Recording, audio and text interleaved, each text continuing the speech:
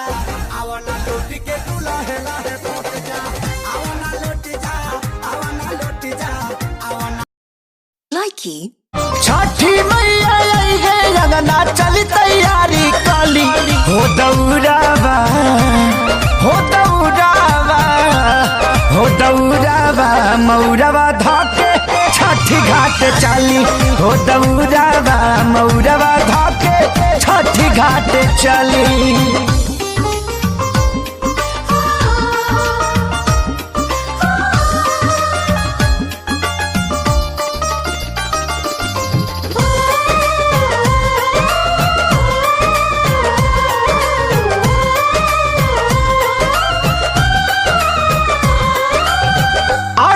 दियाई चल के सूरज महाराज के साझी और होते फजीर के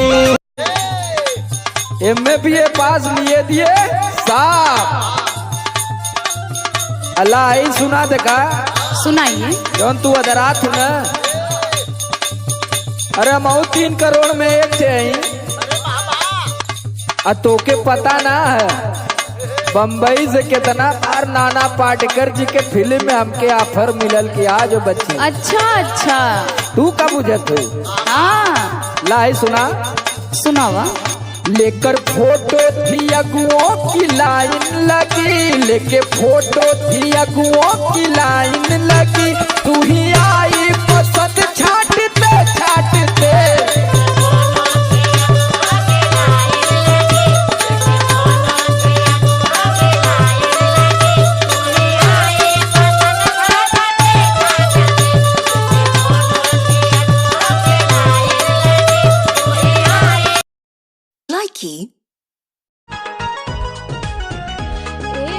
किसमिस बनाते अंगूर जैसन देहिया हो खबू टनाटन विटामिन खैबू जहिया ऐसे लगे देहिया में भैया लाइकी